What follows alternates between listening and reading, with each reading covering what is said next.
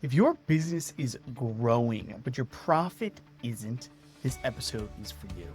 Welcome back to Journey to Legacy. I'm your host, Wayne Veldsman.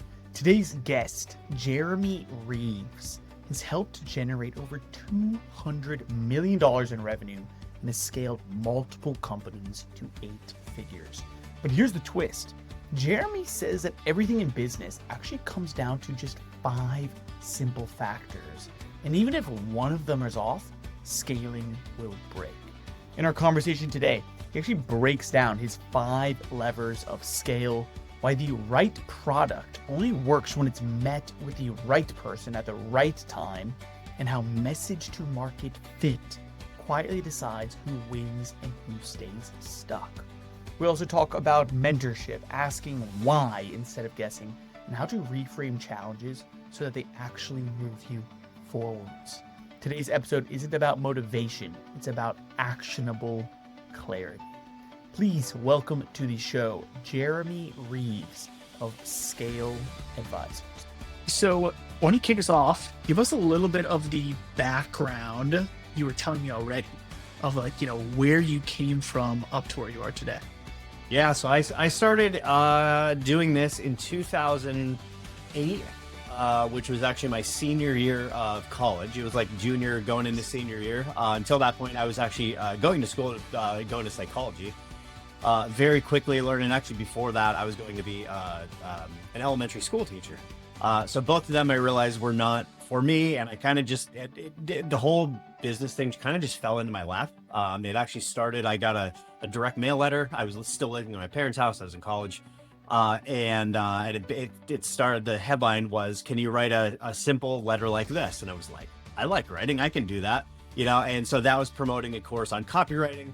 And so I did that. And then for the next 9 years until 2017, basically focused on, I wrote all sorts of copy for all sorts of industries, had all sorts of controls in various industries, and made all, took a whole bunch of brands, 7 figures, 8 figures, all sorts of stuff. I was doing like all sorts of advanced segmented sales funnels and stuff back in like 2000, I don't know, 11, 12 probably started with that. Yeah, like before the word like funnels was even a buzzword. And then like they start, I forget who it was, Brunson or one of the big gurus started like saying the word funnels, and I'm like, oh, that's what I've been building, then I left there, and I got a job actually as everything was going really well with that, and I got really, really good at selling stuff. But I kind of got bored after. It was almost like everything I was doing was hitting. And it like, I get bored pretty easily. So I'm like, man, I need to go deeper with this. Like, I know how to sell people. I know that, like, that's easy for me. It just happens. But like, I want to understand how businesses operate. You know what I mean? And so I kind of shut that down, went to work for a guy that essentially promised me, he had an 8-figure business. It was kind of a mix of information products, physical products, coaching, like a whole kind of, it had a bunch in it. And so I'm like, hey, man, I'll come on as your marketing director, but like, I just want you to know, I don't want that to be my only responsibility. I want to like run this company. Like, I don't really care what title you give me, but like, I want behind the scenes in everything. I want to be involved in every decision. I want to understand how to read the books and all the things. And true to his word, man, I started and he threw me into the fire. And but like to me, it's the best way to learn, right? So did a whole bunch of fun stuff with them. One of the products we came out with them that was the biggest winner while I was there was a product called Cacao Bliss, which was like a raw cacao drink powder sort of thing. And took that in the first year, I think did somewhere around 8 million in the first year launching that. And then they actually just sold that just recently. So that was that. And then I left them in 2019, started my own supplement company, took that to 1 million a month in we basically the first like 3 months we got up to about 30 grand a month. We're kind of just testing the waters, all like very, very soft launches, just kind of looking at the numbers, that sort of thing. And then we launched our second product in March of 2020. And by June of 2020, we're doing hit the first $1 million in the month. And so that was quite the wild ride. I'd done it for clients before, several times before that, hitting those types of numbers, but that was the first one that like I did, and it was my business. And it is so much, so different when you do it for yourself than other people, because when you do it for other people, it's like, oh, great, the numbers are awesome. I got a bonus, but like you don't have to deal with all Yeah. the operational stuff and the cash flow issues and all of the that come with scaling like that. So that was a big eye opener. And then so I just sold that company a couple months ago. And now I started a new company. So this is the only one that I have a couple things for like investing and stuff, but the only like active company that I have, it's called Scale Advisors, and we essentially just show entrepreneurs how to scale, bring in more revenue, more profit, more cash flow. Generally, you can't. It's hard to do all those things at once, but you can do it if you do it properly, right? So that's and without chaos. That's I'm a systems guy, so and it was actually my last business that really taught me that. I had a lot of really really good mentors, and once I realized that how structured you can get your life. And I'm a big time freedom guy. I would much rather more time freedom and a little bit less money than like all the money in the world. Like if you told me you're going to give me $1 trillion a year, but I had to work, 17 hours a day, I absolutely would not take that even for a year. Wouldn't do it. Right. It just doesn't mean as much to me as time freedom. I have a wife, 3 kids. Like, I want to be there for them. We have an amazing house. I love being here and like chilling and meditating and hikes and nature and all the fun stuff of life. We were kind of talking about how that earlier. But yeah, so that's pretty much where I am. Jeremy, amazing, my friend, amazing. Starting out with a psychology degree to go become a teacher, Yeah. to scaling Yeah. multiple companies past the 8-figure mark, your own supplement company to over 1 million a month in less than a year, Yeah. Yeah. Yeah. just Couple, selling it couple months basically. It was a wild ride. in a handful of months. I mean, talk about scaling quickly. And now, of course, running Scale Advisors, teaching people what you have learned over the grind over the last, man, you're pushing what, 20 years in the industry. You're getting Oh, yeah. closer to it, huh? I'm getting old. Wise, getting wise, Yeah. Right. clearly. Man, so exciting. Okay, so I'm gonna throw you a big curveball because we'll dive through all of these pieces. Sure. But from face value, it sounds almost too good to be true that everything was really just bang, bang, bang, hit, hit, hit. A lot of people think that we can learn a ton from failures, right? That we overcome challenges. Yep. Looking back over your career, what are some challenges and setbacks that maybe stick out of your mind? Yeah. Well, I could probably talk about this for a couple days. Yeah. First of all, I'm a massive, massive fan on learning through failure. I learned that, I don't know, probably in my early 20s. And I made the decision that not only was I going to use my own mistakes to grow from and not be like, oh, I'll just get mad at it and move on. It's like you go through it, right? But you have to take a moment and pause after you're out of that grind, right? And Mhm. look back and say, okay, now that's all over. Thank God. What did I learn from that? So I don't repeat that again, right? And yeah, so I mean, one of the really big ones for me was being a leader. I was not a natural born leader. I had a lot of, we'll just say, personality quirks that made me essentially the way that I look at leadership, the way, like, if you had to like measure leadership, which is, it's kind of hard to do, but like you see it, you know it when you see it, but it's like if you were to say like how do you measure it, right? It's a little bit harder. For me, my measurement of it is essentially you bring in someone to your team, they have X level of talent. How much do you magnify that talent? That to Mhm. me is like if you had to break it down into one single essence, right? That's what it is you bring someone, and this is obviously leadership in terms of entrepreneurship, right? There's leadership of Definitely. like your family and your kids and your spouse and all the thing, but just entrepreneurship, it's how much do you magnify the talent of the person you're leading, right? And the way that I did that was very, very painful. I thankfully was self-aware enough to know that I wasn't a good leader. And so I had an operations director at the time. And literally what I tasked her with was I said, I want you to follow me everywhere that I go, which she was on most meetings and in Slack and all the things anyway. So I'm like, I want you to just follow me everywhere. Look at my emails, look at my Slacks to everyone on the team, watch how I'm interacting with all the team, on meetings, et cetera, et cetera. And I want you to point out any and every time that I'm doing something that's like hurting that, being able to kind of Mhm. empower them. And so for example, I was always very good at guilt trips, right? Got that from my childhood and it just stuck with me. And thankfully that's mostly gone at this point. I catch myself doing it when I do, but so like as a leader, right, you shouldn't be throwing all these little like these little guilt trips on your team, and I was doing that. So I literally had her follow me, and I'm like, every single thing that you see me doing, I want you to call me out on it, and then I'll work on it and work on it. That went for 2.5 years. Hey, good for you. Wow. Yeah, it was very, very painful. Of But course. it's like now I'm because just that repetition of every time I did it, I knew it was almost like Pavlov's dogs, right? It was like she was trained me to not do it because I knew I was getting yelled at every time I would do it. And so that really, really helped, help my leadership. Um, Amazing. Another one, I would say, I see this all the time. I've gone through it myself. I would say most of my clients go through it. Is learning how to manage cash flow. That's a really, really big issue. And it's, if you look at like all the statistics and everything, I think it's like 70% of businesses or something have cash flow issues. And Huh. it's challenging. I mean, you have money going in, coming out all day long, every day in multiple things. The faster you're trying to grow, the more cash you generally have to put into that to be able to fund the growth.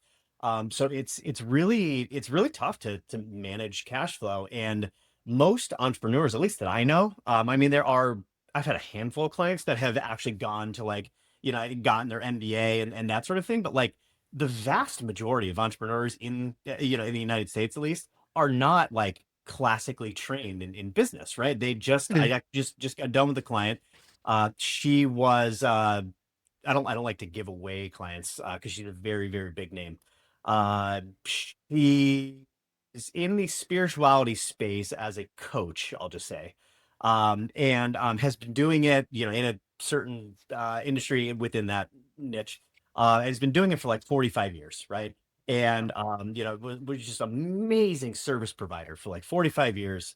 And so now she has this big multi-million-dollar business. She's got, 30 employees, et cetera, et cetera, et cetera. So she's had to learn everything along the way. And when I was working with her, she had a lot of cash flow issues, right? Revenue was coming in, everything on the P&L was great, but there were a lot of cash flow issues going on. In her case, too many payment plans, which is another really, really big issue. Sure. So, I helped her get through all that. And then we mapped out all sorts of different things that got well beyond that. But yeah, so I mean, those are two really big ones, at least that I think. But yeah, to me, it's Yeah. like, just comes back to that point of don't look at the challenges that you're going through in life, right? Are those learning lessons. And if you just reframe your mind to think instead of like it's a challenge, it's hard, all these things, just try to, and again, this takes practice, but just try to reframe that and think, oh, good, now I get to learn something new, right? Yeah. And use that lesson. And again, you'll have to kind of repeat that to yourself over and over and over and over, right? It's kind of like if you're in boxing, right? You step in that ring the first time, and you're gonna get punched in the face and punched in the face and knocked down. And you're gonna get up, you're gonna get punched in the face again. Every time you stand back up, you think, "Oh, I should probably learn something from this so I don't get punched in the face again." Right. Definitely. And for entrepreneurs, it's kind of the same thing, but more like mentally and emotionally versus physically. We're, Yes. we're getting we're getting punched in the face all day long from various angles. Most of them we can't even see. So it's like rather than being the victim and feeling all that pain, just flip it. Flip the script in your head and say, okay, cool. Now I just learned another lesson. I'm going through a very Nice. big lesson right now that is very painful, but it's something that I won't repeat. And There we that's go. Yeah. What a great mindset shift, right? That every challenge that you face, right? Every failure, every setback, just yeah, tell yourself, oh, I get to learn something new, yep, right? It's like this yeah, guy just hit me in the face with his right hook, knocked me out. Well, I better learn to watch out for his right hook, right, right? yep. What a great way to go about it. Good for you, man, for the leadership challenge that you went through. Actually having your operations manager essentially be critiquing you all day, every day, like for over 2 years. Yeah. And what I'm guessing that you would define yourself as a much better leader, if not a great leader now. Oh yeah, oh yeah. And what's really funny is having me going through that process. Now when I'm working with clients, that's another thing that I can teach them, right? Again, different client recently, they had a lot of actually a lot of the same, we'll just call them personality flaws, that I had. Mm. And because most people don't, that's just, oh, I am who I am. But it's like, yes, you are who we are. However, you have to be able to adapt yourself a little bit, for leadership, because you're literally hurting your own business by keeping those, those traits that you have. And we're all human, right? We all have flaws. There's nothing, like I always try to tell my clients, because like a lot of what I do is telling clients all the bad things that, about their business. And it's like, hey, look, before I go into the 79 different reasons of things that are broken and things we have to fix and all that, I just want you to know that the business is fine as it is. We're just improving it, right? It's like there Mhm. are a lot of good things, but I'm not here to be your cheerleader. I'm here to help you grow in your business because you paid me for it. But I always have like a little, like literally a little disclaimer on the top of the thing, because I always feel bad and I'm just like hammering on everything. A lot of times, including their own personality flaws, because no one likes to get told like, "Hey, here are your personality flaws," right? Like, no one wants to hear that. But if you're trying to grow, right, and you're trying to help your team be more efficient and trying to do all these things that you want to do in business, all the outcomes, you kind of have to hear that, you know. Yeah. So and of course, some clients take it and they're like, "I got it. Thank you for telling me," and they make the changes. Other ones, are like, "Oh yeah, okay," and then they never do it. Other ones get more combative, and then they're like, "Oh, I'm not like that." I'm like, that's your call. Whenever I'm just telling you what I'm seeing, you can do with it what you like, you know.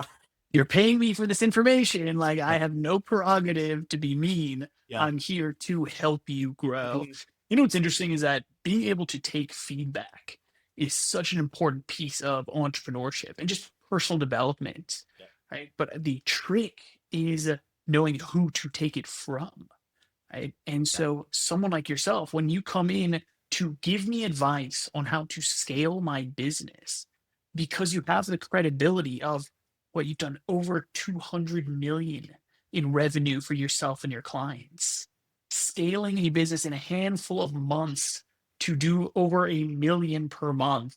I think I would accept your constructive criticism about my business. yeah, yeah, yeah. Some don't. Most do. Most do. Yeah, it's the the 10%. I don't know if you have clients and stuff, but it's anyone who works with clients. You have the ones that don't listen, and it's fine. They're. I usually just respond with, "Hey, look, you don't have to take my advice. You paid for it. You can do whatever you want with it. You can Yeah, of literally print out my document and burn it for all like But at the end of the day, I do want them to get the results. So it's like, however, course. these things will Yeah. help you. Like, it's not a question of if, like, they absolutely 100% will help you if you do them. But I can't, like, Mm. I'm not gonna like sit behind your chair and like whisper in your ear, you have to do everything, like that's not No. really, it's not Yeah. feasible, No, you know. I'm with you. But Now it's a tough thing working with sometimes with clients, right? You can't force them to do things, but you do want them to grow. Jeremy, I'm curious, right? So you started with a psychology degree. Right? I love reading psychology books, and as a marketer myself, I see a lot of importance in it.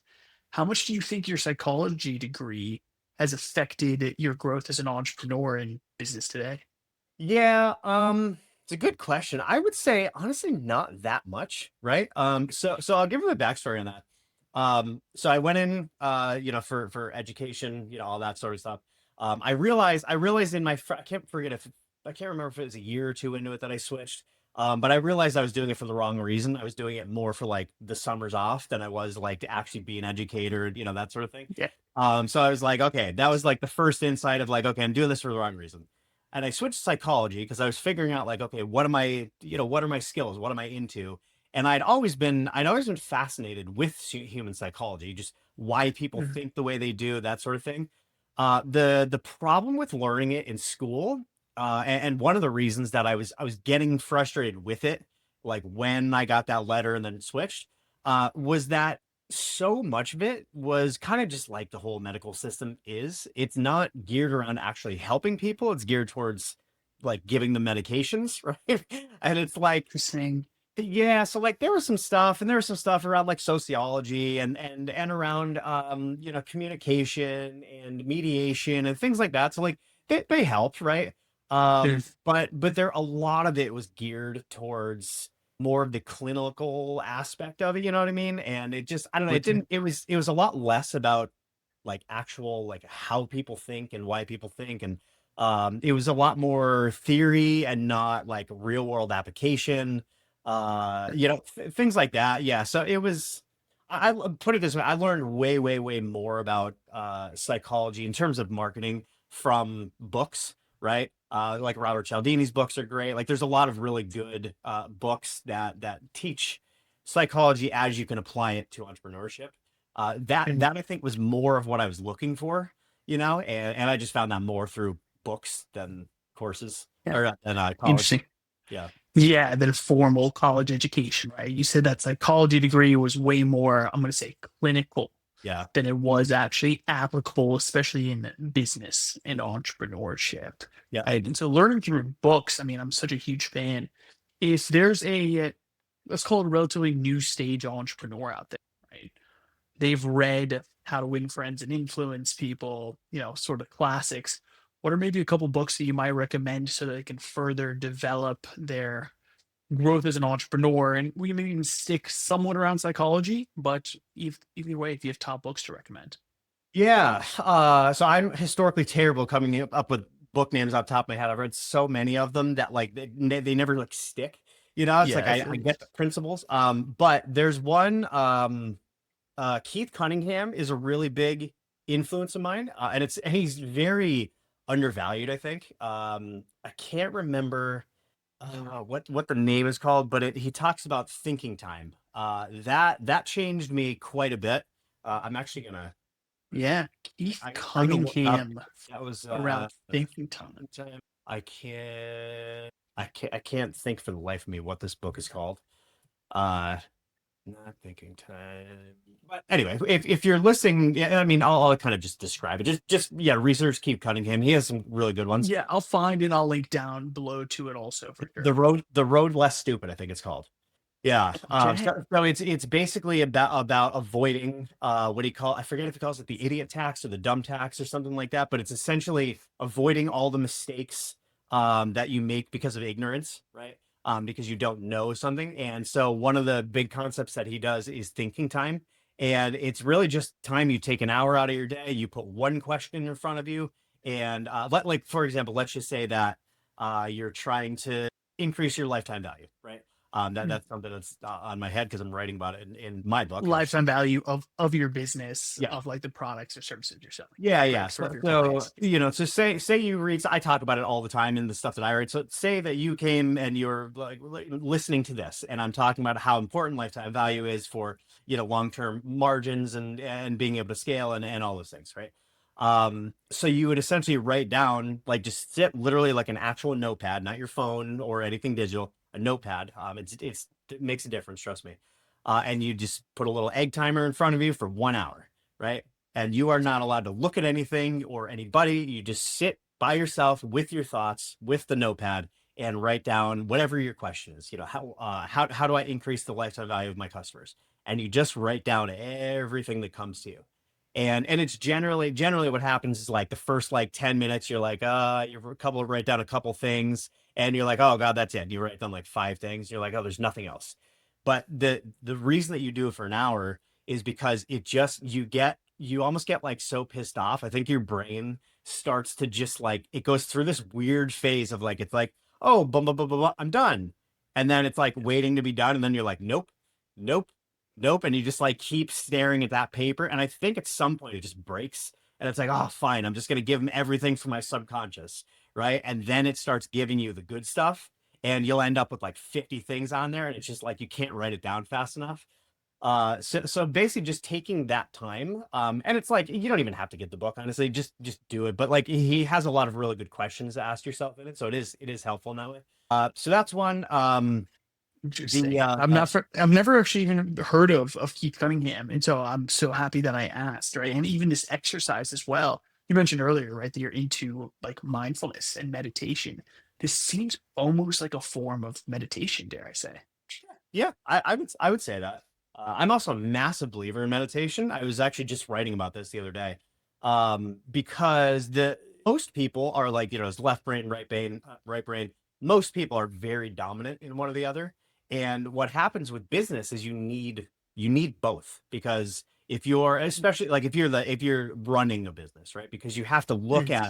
you have to have a really good base knowledge and skill set in like everything, basically. You pretty much can't, like, you can't have no knowledge in really anything. Like, you have to have some level of knowledge in pretty much every single part of your business. And there's a lot of things that are more on the creative side, but then there's also things that are more on the analytical side, right? And if you're only one or the other, you struggle, especially you struggle like switching back and forth, which again, a lot of times as a CEO, whatever, you have to do that. You don't have the Yeah. luxury of going here and then doing that for 4 hours, and then like you take a break and then you do this for like it's generally not how things work.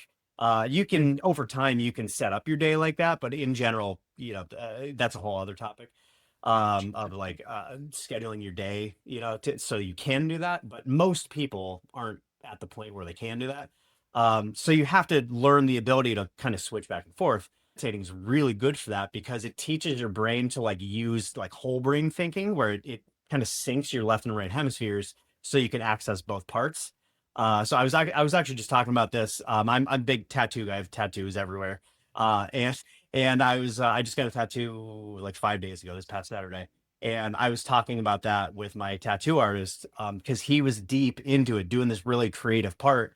And I asked him basically what he was gonna do like after that, and he stopped and he's like, "Oh God, dude, you can't say stuff like that to me." He's like, when I'm, and then he like went on to explain, and he's like, when I'm in super creative mode and you say something that brings me out of that and into analytical, like thinking in the future, he's like, my brain felt like it just slammed the brakes on and like hit a wall Oh, when you wow. said that thing. I was like, oh wow, that's really, but it like, it makes sense, right? Because I know how brains work.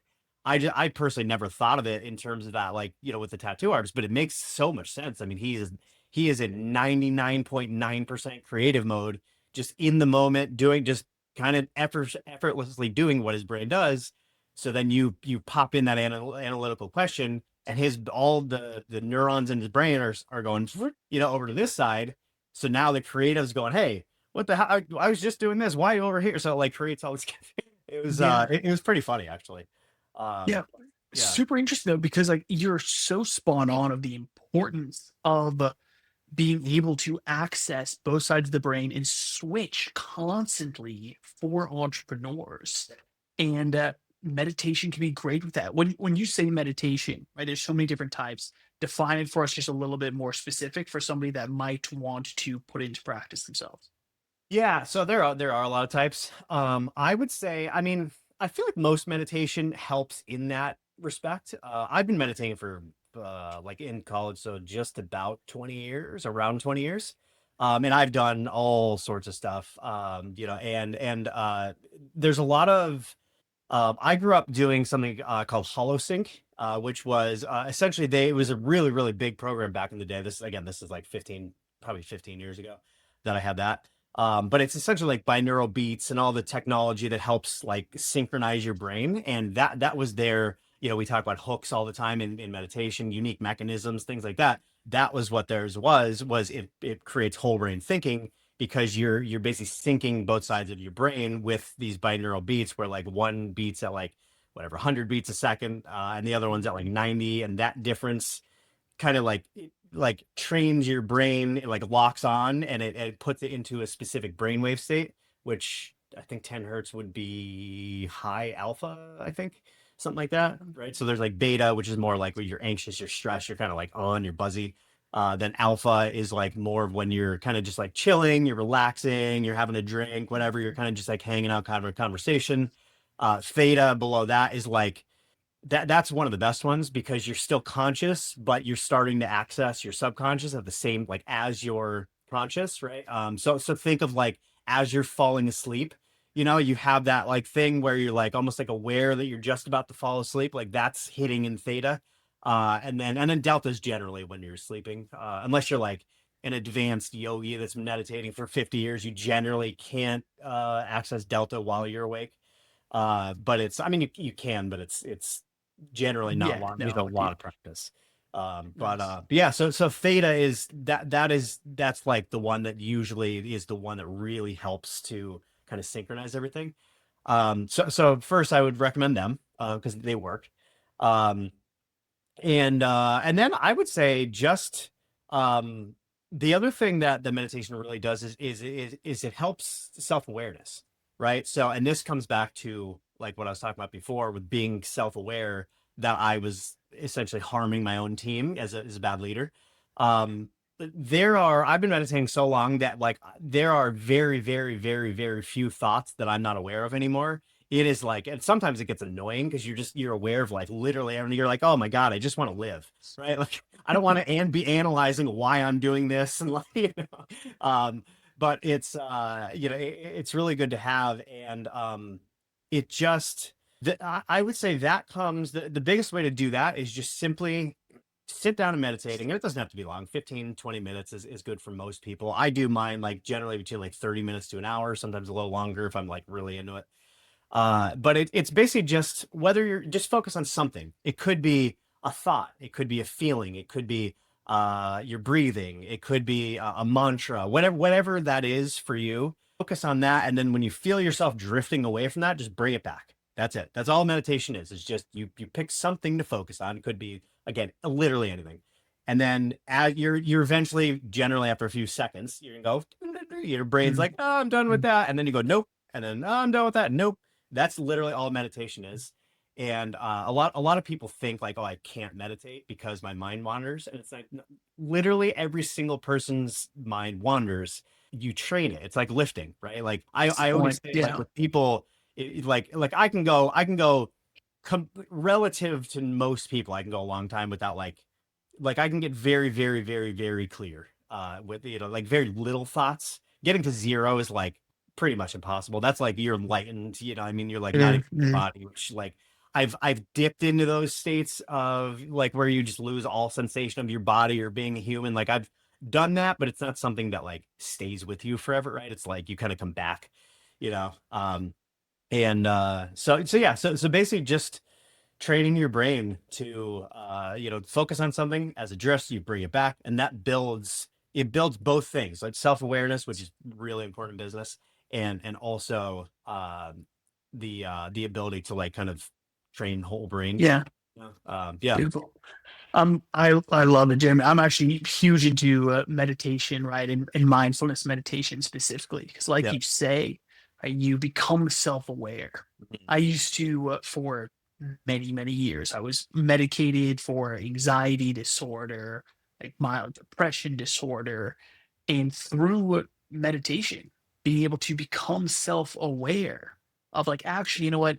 Let me grab that thought and discard it, Yeah. right? And Right. realize that I'm causing anxiety within myself, Yep. right? And through meditation, it's so important. I mean, so for entrepreneurs, being able to control your emotions, right? Being able to see a challenge or a failure and pause and not Yeah. get upset or angry, but look perspective, right? Mhm. Third party point of view, and say, you know what? Okay, let me take a step back, analyze, learn from it, and make sure that we move forward appropriately and not have it happen again. Yeah. Uh, It really is like so important. meditation is, I think it is one of the most undervalued skills for entrepreneurs that's out there. Yeah. It Yeah. helps with everything. I mean, it No. just makes you a better human, honestly. Yeah, not even just for entrepreneurs, Yeah, yeah, everybody. I right. completely agree, right? Being aware of your own emotions and your thoughts and being able to control them, Yeah. everybody needs that. Yeah. Jerry, so let's talk a little bit about how you got steps closer to where you are today. Right. So you made a big pivot, right? Got this piece of marketing material right in the mail that said, let's learn copywriting. And you started the grind and the hustle. Really, you told me that one of the biggest challenges you faced in your life were the years of being in the trenches, and learning to scale companies, huh? Yep. Wow. Yeah, it's you know, one of the things that I struggle with, right, is I think business comes fairly naturally to me. I definitely think I chose the right profession, right? Some people just you just have it or you don't. I got lucky that like I had, for whatever the reason that my, like, the way that my brain works fits very well for an entrepreneur, right? So I got lucky in that aspect. One of the things that hurts that is it generally takes me a while. Like, I'll do things but not know why I did them. I just like just naturally, oh, I should just do this, and then it works out great. And but then I have to like look back and be like, why did I do that? And like almost like break down my own brain.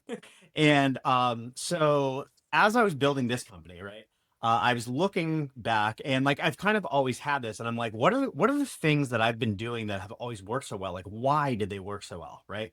Yeah. That question of why is so important. Whether it's something went wrong or right, right? It's just asking why is just so important.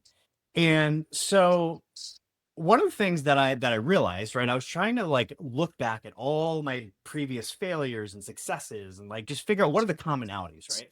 And what I realized is that they all kind of fall under basically five levers of business that like they give you like pretty much everything. And it really helps it's a good framework for people to think through, because as everyone knows, if you're an entrepreneur, right, um there are so many things in a day that we have to do, right, and it's so many decisions, and do I do this or do I do that, and you're looking at metrics and data, and you're dealing with people, and I mean there's just so much that goes into what we do. We don't have the luxury of just jumping in the car, going, sitting at a desk, and you just do the same thing every day, right? Like, that just does not happen, as if you're leading a company.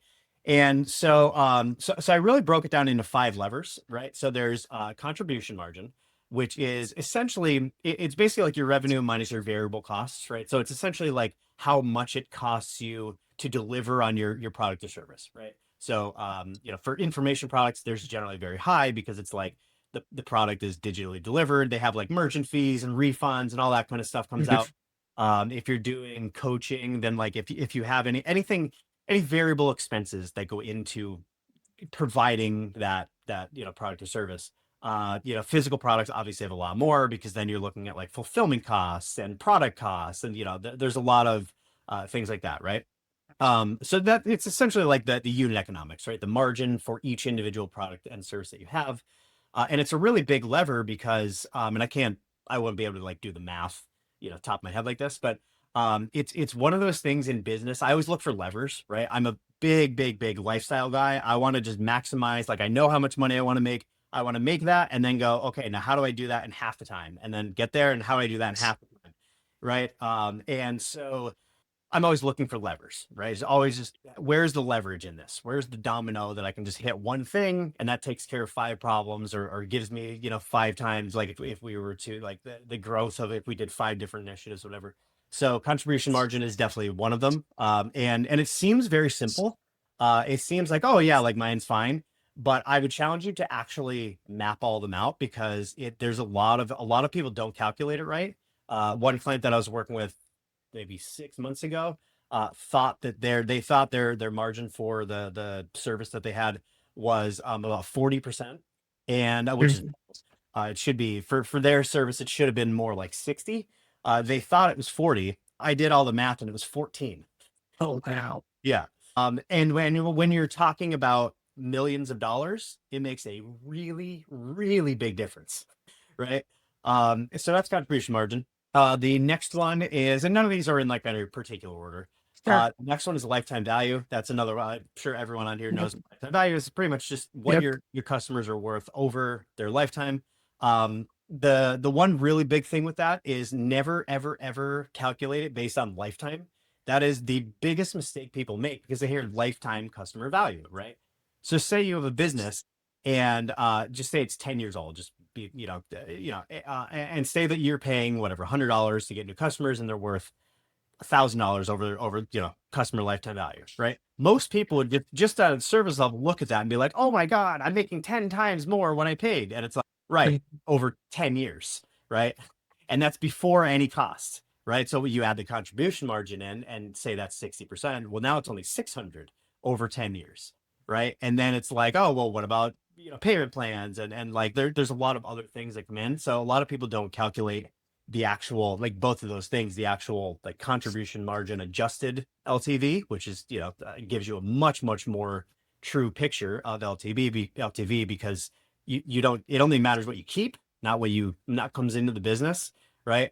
Um, and, Not. so lifetime value is really, really, really important. And that's especially like if you have low margins now, I would say probably the fastest way to increase margins is cutting costs, but there's a lot that goes into that, depending on multiple factors. Um, the second type is through increasing your lifetime value, and the key there is like putting a time frame on it, right? So don't think of it in terms of 10 years. Think of it like, okay, like because cash flow, which will be the next one. That's where a lot of people run into issues is they think, oh, I have a high lifetime value, but they're not putting that time frame on it. They're not saying like in the first 6 months or in the first year or whatever's like comfortable for your business.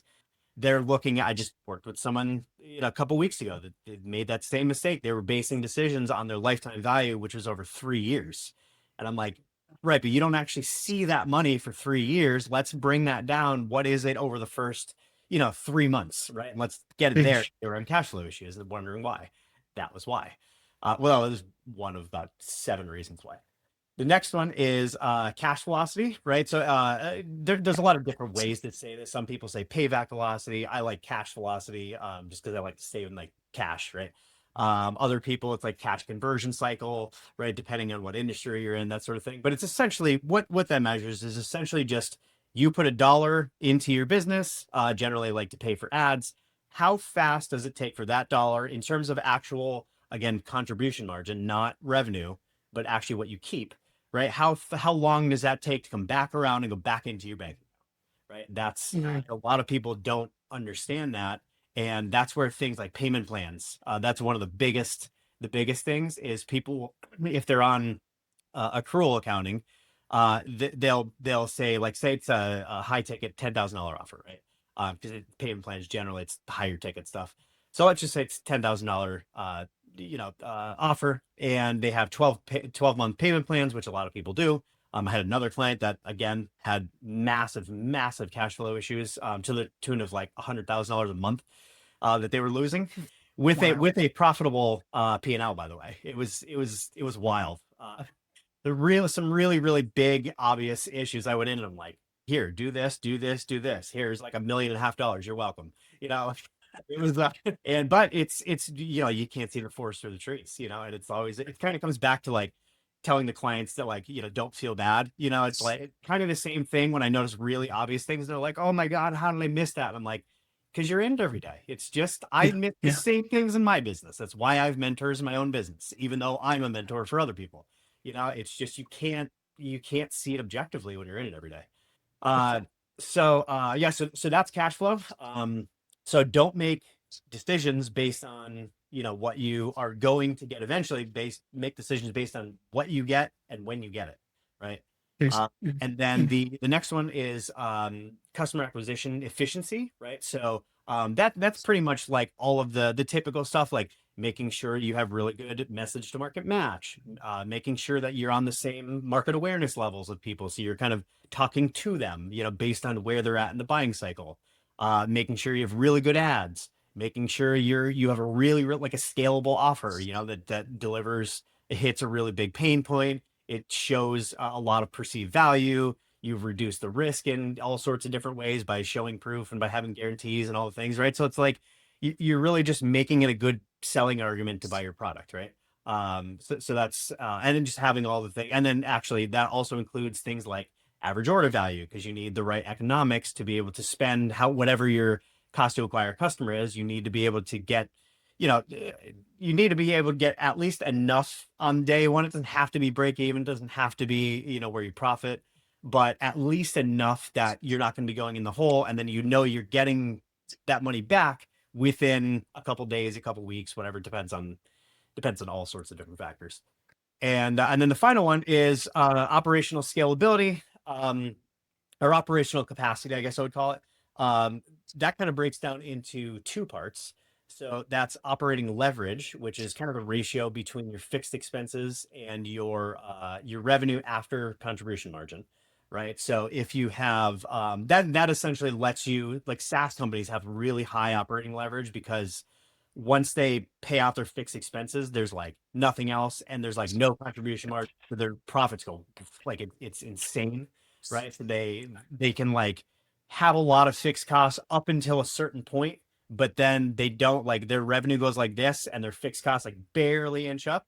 Whereas a lot of people, especially service businesses, are really bad with this. The revenue goes up like this and the expenses go up like this, right? Seeing this is absurd. Or the amount of times that someone went from that, like I've talked to a client or a friend or whatever, and they were like, man, I went from like 2 million to 10 million over the last 2 years, and I made so much more money when I was at 2 million than I do at 10 million. And it's like the amount of times I've heard that is insane. And it's because of that, right? They don't have operating. Right. Their fixed expenses just lockstep, right, with the revenue, or sometimes even eclipse the revenue. It's crazy how it happens. And then the second part of that is operational scalability, and that's essentially just like the capacity that you have to fulfill, right? So if you double your revenue tomorrow, can you handle that? Can your operations handle that, right? And again, if it's information products, obviously that's easy. If it's coaching, it's can be tricky sometimes depending on how the program is structured and what's the deliverables, that sort of thing. That's generally not too bad.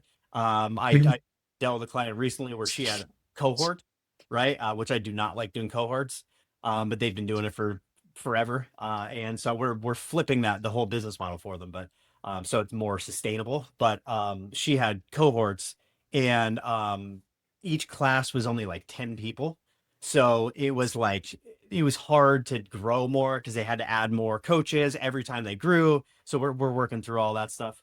But that's pretty much what that is. And so anyway, Wow. that was long-winded. That's kind of like when I'm looking at anything, that's the framework that I wrap it all around, is just looking, where's the constraint? It's going to be within one of those 5 levers. And that when you remove the constraint, that's going to help you grow. And all of these, when you fix them, again, I can't do the math off the top of my head, but like if you just get a 5% improvement across all 5 of them, like you sometimes double, triple, quadruple profit when you do. It's insane. So that's how I think through it. I know. Sorry. Gary, this is like a masterclass, honestly. I mean, everybody out there that's listening, I hope you're taking notes because I absolutely was. I mean, starting with contribution margin to lifetime value, cash flow, cash velocity, right? Payback velocity, which is interesting. Customer acquisition efficiency, and then operational capacity and scalability. I want to throw out there that customer acquisition efficiency, I think that's a great place for a lot of people to start, especially if they're smaller. Yeah. Would you disagree, or is there a better place to start? Yeah, it's a good question. So, and I get asked this question a lot, and I'm really trying to figure out, like, is there a step-by-step, like start here, then here? Yeah, sure. And I haven't gotten there yet. It depends so much on the business model itself, right? Like, it's and just the numbers. Like I'm at the point now, I've looked at so many P&Ls and worked with so many people. I can literally look at a P&L, not even know what your business is, and tell you like what's wrong. It's and not like in every single case. If it's something that I haven't seen before, like I don't know, a construction company or something like that, but even that I'd probably be able to. But yeah, so I mean, I will say the most common ones I find, right? So generally I find if you're on the lower, I'm just gonna do lower, higher end. We'll just do like, I don't know, we'll just do 2 million as the baseline here. So if you're under 2 million, over 2 million, so that's just for everyone listening. When I say lower or higher, let's just do 2 million just for simplicity. So if you're on the lower end, it generally customer efficiency is one of the issues, right? Your offer's just not strong enough, right? That is generally one of the big things. Contribution margin, I would say in most businesses, it's at least decent, right? So we'll just go through them one by one. So like contribution margin, I would say in generally is at least decent. There's almost always room for improvement, but it's generally not like now I literally just gave you an example of where that was the I know. but that's more of an exception, right? It's more of if you set up the structural foundation of what you sell incorrectly, that's generally why that happens, right? So then we'll do customer acquisition. So in Yep. general, under 2 million, it's generally an offer problem. You just really need to find that message to market match. That is the number one thing, because when you nail that, if you have the right product going to the right person at the right time, and the timing, the market timing is the one piece of that equation that most people don't think about, right? That is one of the biggest factors. Again, like when I was looking back at all the hits that I've had, it was those three things. It was the right product with like generally some new unique way of giving a better end result, right? A better outcome to the right person, which essentially just means you're targeting the right people, right? And Yep. at the right time, and that's market timing. So important, right? So my supplement company, it was a new product. It was a constipation product. So it was a product, everyone's had constipation forever, lots of product out there, but mine, it was a new way of dealing with constipation that overcame a lot of the issues of the other products, right? And at that time, it was prebiotics, right? 5 years ago, they were a big buzzword. Now they're starting to, fade out a little bit. It's not like a big new sexy thing anymore. So doing it in a unique way to the right audience, like we had, we knew how to target, right? That Yep. part generally isn't that hard. And then at the right time, right? March 2020 was the start of COVID, right? So everyone, like the buyer intent, right? The intent to buy supplements was just through the roof, right? And luckily, like our metrics and everything was so dialed in that even though there were a lot of big winners there, ours was like the big dog of the industry at that time. And it was, and I also had 10 plus years of building a really good reputation with a lot of the people in that industry. So like I had all the biggest names in health, like literally in my back pocket. I texted them like literally, hey man, I had a huge winner. I'm going to hook you up with our affiliate manager. Make sure you mail this because it's going to crush for you. Like I'm talking about people with like 1 million, 2 million person email lists, right? Like big players. Nice. Nice.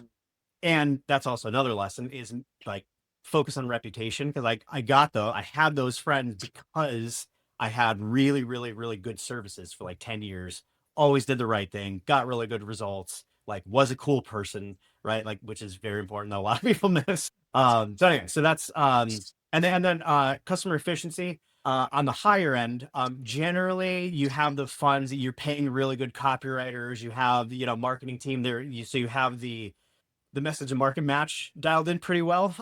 In that case, it's generally again, I'm seeing it's a lifetime value issue where Yeesh. costs are creeping up, but and so like even CPAs are rising, all the things, right? But you're not increasing, because as costs rise, well, guess what? You have to add more and more value to at least to be in lockstep with that. And that's where the lifetime value comes in, which is what most people, it's the first place I look. Like just overall, Nice. usually when I'm looking at someone's business, it's lifetime value first. That's where I'm looking at. Show me what people are worth across time. That's the first thing that I'm looking at. Because then it comes down to, okay, well, great. They're worth X amount of dollars over the first year. How do we get that to 6 months? How do we get that to 3 months? Right. And so then you're getting all that cash faster. Right. Nice. Yeah. Which comes into And that's cash velocity. That it's kind of a mixed bag with the people that I've worked with. I would say some have really bad cash flow issues. Others are fine. Like it's kind of like I would say like 80% that I work with, probably plus, have lifetime value issues. Whereas it's probably around 50-50 for cash flow, something like that. So I would say like to the listeners here, if you have cash flow issues, use that as your gut if that's a constraint, right? And that's why like I got a question on a podcast, and it was like, how do you know what's the constraint, right? And it's like just learn these principles, and then you probably know, right? Like if you understand the definitions of these things, then it's kind of just like, okay, let me look at my numbers, let me think about my business, it's probably going to lead you to the answer. It's generally fairly obvious once you see that, like, hey, okay, I'm not really struggling cash. That's not the constraint, you know. But I'm bringing in people and we don't like they buy the product and then maybe they get some promotions once in a while, maybe not. I'm not really sure. Like we have some programs, but there's no actual like ascension path. People just kind of find it here and there. Probably a lifetime value issue you know um Yes. on the operational side, if you're getting clients and you literally are, let's say you're a service company and you're doing well, but you are just hustling all day just to do the client work, that's obviously an operational capacity issue, right? So Yeah. like in general, if you just take a minute, take your thinking time, right? What is my constraint? There's your question. What is my concern? And here are literally the definitions, right? Everybody Yeah. again, rewind back Mm. and re-listen to this. Jeremy, you know what's crazy is I have a bunch of questions that I wrote down beforehand. One of which is what keeps 6 and 7 figure entrepreneurs stuck? Yeah, This is the answer. yeah, right. Yeah, This is those. One of those is keeping you stuck. Yeah, absolutely. I mean, this is legitimately like a master class that I can only assume people are paying you a ton of money to go through literally this inside of their businesses. Yeah, they are. Wow. I The absolutely good the love it. good news is I'm literally in the process of putting it all in a book. So that's In that a book. yeah. So that's I'm on version. Oh my god, I don't even know how many. I'm on, well. Let's put it this way. I'm on full rewrite number 5 Wow. because it's a lot, right? It's a lot of taking 20 years and $200 million worth of lessons to try and condense it into like 150-ish pages. It's a lot. Every time I do it, I get to the end and I'm like, that's it, and then I give it 2 weeks of a break and then I look at it again. I'm like, nope, it's terrible. Got to redo it. I mean, I wanted to ask you, like, do you have a projection for when you want to be done by? I'm trying by the end of this year. Yeah, so it's Yeah. like mid later October now. I'm trying by the end of this year. I got really clear on it. This past one, I have like a 6 week break in between edits, in between redos, and I just because I got pulled out of rebuilding this business by a client and that needed me like full time for 1 month because she was going through all sorts of stuff and just needed someone just to be her coach and get her through everything. Nice. And Nice. and I also added an extra $1 million, uh, but that was like kind of part of it. I do profit audits for clients, and like that was, and just to be super clear, disclaimer wise, she hasn't made the million. I basically showed her how to make the million, but it was like that was Nice. only the tangible things. That was like literally only the things. There were 4 different ones that are each worth between 250 to 350 ish on average. And those were only the things that I can say, like, I've done this before. If you do this, it's going to add to this based on actual numbers that I have, right? Or just things like cutting expenses, like we don't need these things. That's going to save you X, whatever. There's probably another if she, when she eventually implements everything, which I'm actually not helping, I actually gave everything to her team. That was actually one of the things I hired her for is to actually hire a new team to then implement all the things. When they do that, my guess is they'll add somewhere in the range of 1.5 to 2 million in net profit, not revenue. Well, yeah. But Yeah. anyway, We've even talked a lot about like that is like a huge piece of your puzzle, right? Focusing on profit and not revenue. yeah, yeah. There, we could talk for hours. Like, so convinced. Your book when it comes out, yeah, are you gonna launch a free plus shipping offer, or Yeah. what's your thoughts? Yep. Yep. Yeah. Yeah. So it's going to be probably the best ever, $10 or $15, or I'll split test the price, but somewhere in that region, the best glass of wine that that people have probably ever had. Like it's just part of the reason that I've rewritten it several times is because it's a little bit more advanced. So, and I'm really trying to make it accessible to people that don't have 20 years of experience, right? That are kind of just coming into this. I mean, it's more for people that have some momentum, at least doing, I would say minimum 100 grand a year. Like at least you have something, right?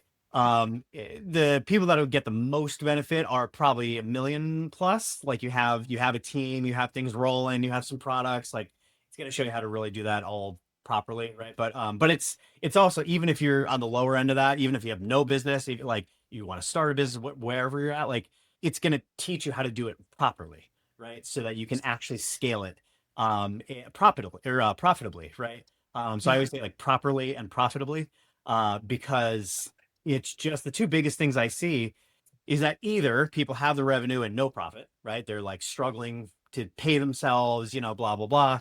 And by the way, that is also applicable to people that have multi-million dollar businesses, 8-figure businesses. Like I know people doing 8 figures that are literally losing money and are broke. Like that's why like everyone talks about revenue, and it's like, well, that's probably Yeah. because they don't want to talk about profit. And then properly is like that really comes into more of like you're actually building the structure of the business properly. Your teammates are efficient. You're leading efficiently. You're not dragged in every tiny little, fire that happens in your business. Like you can actually go on vacation and then the whole building doesn't burn down, things like that. That like you can actually, the the test that I give my clients there is I just one simple question is if you went away on a trip for let's just say 2 to 4 weeks, what would happen? So there's either one of Right. one of three scenarios going to happen. Number one is everything's going to burn down. You're going to be getting calls, texts, everything's on fire. You're going to lose money, et cetera, et cetera. Number Yeah. two is it's going to maintain. You won't get the calls and texts, but you're going to go back and nothing will have been done. Right? It's just everyone just Mm. maintain. Let's just not rock the boat, blah blah blah. Where you want to be, and even that is decent for a lot of people. It depends on if you're trying to sell like if it's a lifestyle business and you hit that middle ground, that's generally fine. If you're trying to sell the business, right, and maximize your value, you don't want that to happen because you want it to be like run by itself, right? Yeah. Yeah. And then the optimal way is that you go away and not only are you not getting calls, but you're actually profits going up. Or even if we're talking about 2 weeks to a month. So like, it's more along the lines of like, are projects getting done, right? Are things Yeah. Yeah. maybe depending, like maybe you have to give the final approval, like the 1 yard line approval, right? That's fine. Like, there's a lot, it depends on the product or the project. Small things can get done with value, but if it's a big, massive thing, you might want to wait. Yeah, I mean, but the goal is right. Of course, you gave it that 2 weeks to 1 month time frame, but the goal still is to have your operations set up that it is growing, things are getting done and moving upwards, Yeah, like yeah, without you there, yeah, right? yeah. Profit and what proper, right? Profitably and properly. That's right. I Yeah. I love that. I love that, Jeremy. We're running it over time. I Sorry am about so that. okay with it. No, I absolutely love it. I have to ask you a little bit of a different question. There is a sign behind you in the video that says family. Yep. And based on some research, am I wrong that everything that you do and where you've gone to today is somewhat because of family? And what does the importance of family play in your life right now? It's everything. I mean, it's I met my wife. We're high school sweethearts. We have an amazing relationship. Been together 21 total years. So we started dating when we were 18. I'm 39 now. So we've been together 21 years. Married 16. And like stayed together the whole time. It wasn't like one of those relationships where like on and off again 19 times. Uh, but yeah, so we started having kids. I have 3 boys, 8, 12, and 14. And it's one of the big things, like just with like leaving legacy and what's your driving factor, all, and like it to me it all just comes down to that. It's I want to show my boys like what it means to be a good man. You know what I mean? It's my 14-year-old is actually getting into entrepreneurship now. He's like, I'm not going to college. I'm just going to start a business. And I'm like, yes. Number one, it's less bills I have to pay. Number two, like Still, that take it, I don't push them on at all. I'm very, very much of like, you be you, like I do mm, not want them to follow after me.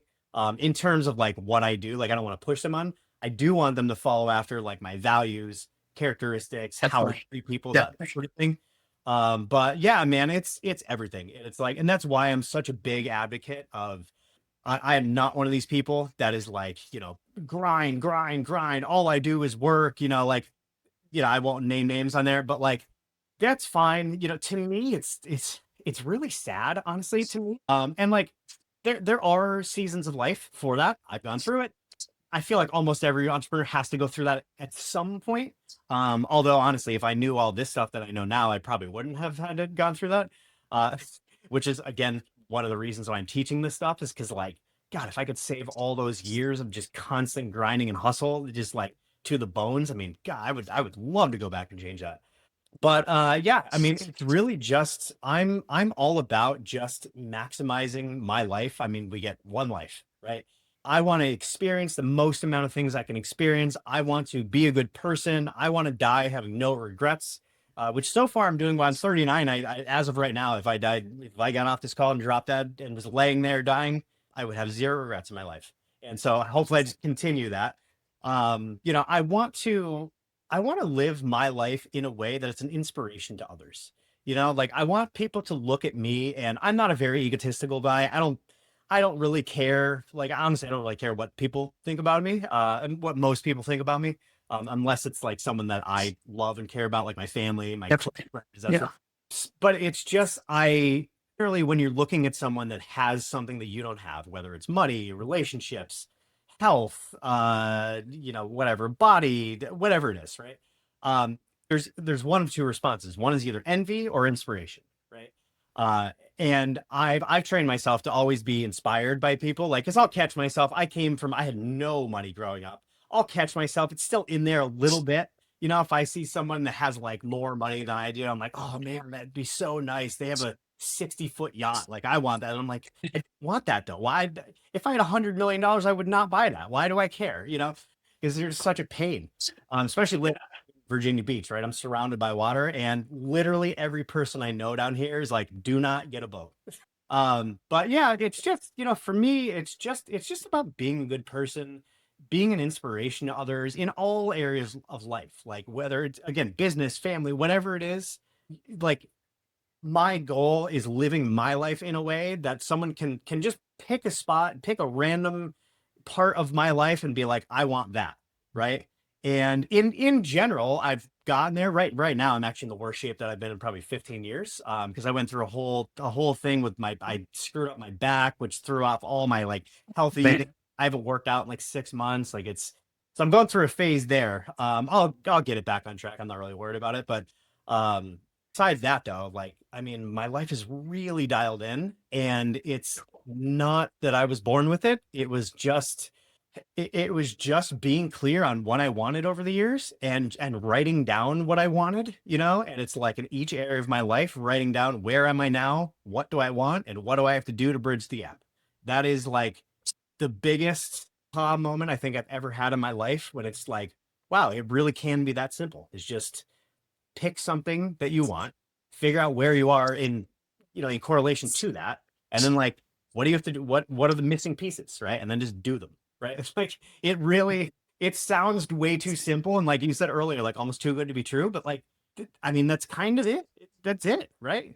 If you're out of shape and you want to get in shape, okay, why am I out of shape? I'm eating too much. Okay, eat less, right? Like, you know, I want more muscle. Okay, I'm not lifting, start lifting. Like most things in life are not, it's not rocket science, you know, it's just, Oh, again, that comes back to the self-awareness, right? All these things kind of tie into each other, they wrap around each other, and it's just, you just have to have that holistic view of life and business. And, you know, that's what I'm all about. You know, that's the kind of the legacy I want to leave. Is just, it's not just with my kids, it's just anyone who's interacted with me, like even people listening to this. Like my goal is for people to be thinking about this over the next couple days, couple of weeks, and be like, oh man, like that really hit, you know, like every time I get on a podcast, that's my goal, because I know like I deliver value to people. You know, this is free, right? I mean, you know, it's not, I'm not charging anything for it. It's hopefully it's very valuable for everyone listening. Hopefully you can take one thing that I said, just one, right? Like just make all the notes that you're taking, go back and re-listen to it. Just do one thing this week. You know, do it today. Do it literally right now. Like stop the recording. Don't even finish the rest of this. You know, repause it once you're done, or restart it. You know, but like one single thing, and just take action and do it. Right. That's kind of what I'm let's trying to teach people, my boys. You know, and everything in my life. You know, being an inspiration for friends, and just be a good person. You know, it's just I want to have a plus one impact. You know, when I die, absolutely. I would just want to be laying there and be like, you know what? I did the best that I could. I left everyone that I knew, I left them off better than they would have been if they never knew me. Like that. If I could just sum it up in one sentence, that's it.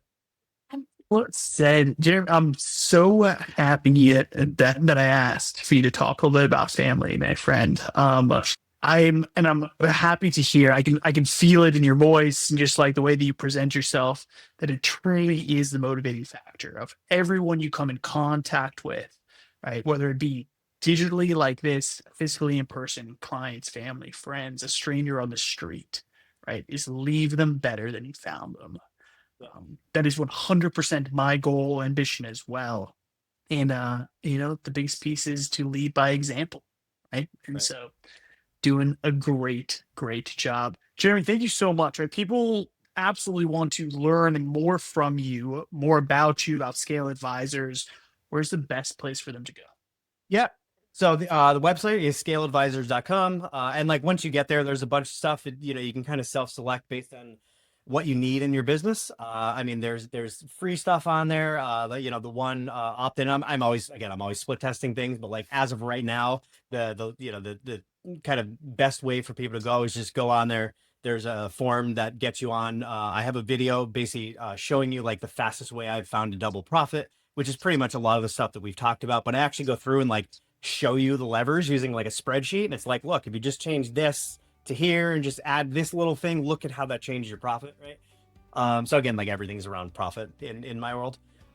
So there's, really, really good video on that'll just teach you you don't have to do a bazillion things to increase your profit. Generally, if you just find what the levers are and just give them a little pull, you'll get so much more progress than you will doing 9,000 different tasks every day. Like it just is not necessary, right? And then of course, if you want to work with me, there's I have a couple different services. One of the bigger ones is profit audit that I mentioned earlier.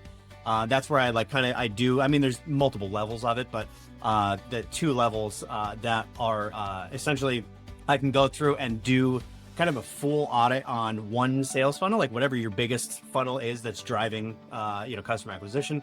I'll go through and just do a full audit on it and show you all the ways that you can make more money, all the ways that you can save on costs, like pretty much just getting all the economics in place so that you can scale faster and more profitably and have better cash flow all at the same time, which again, sounds too good to be true until you actually see it work, right?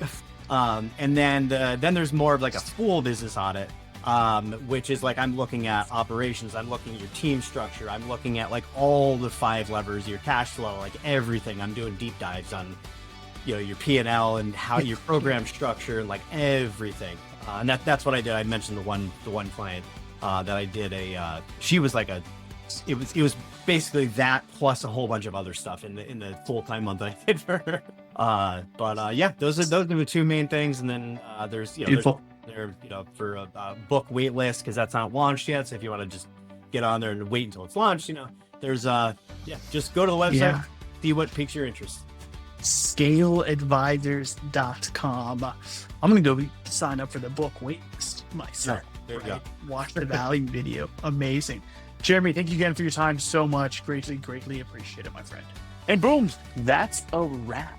If this episode helped you think differently about your life and business, do me a favor, share it with one entrepreneur, a friend, or a family member who needs to hear this. My biggest takeaways from this conversation were pretty simple, but pretty deep. First, that everything comes down to math, not hustle, and to keep it simple. Second, that growth only happens when the right product meets the right person at the right time. I've heard this before, but man, do I love that. Third, that message to market match. It's not something that's optional. It is everything. And finally, the challenges aren't setbacks, they're lessons. And if we're willing to ask why and reframe them, that's all that matters. All of Jeremy's links can be found down in the show notes below. I hope you enjoy it. And thank you all for tuning into Journey to Legacy. Keep building with intention, and I will see you in the next episode.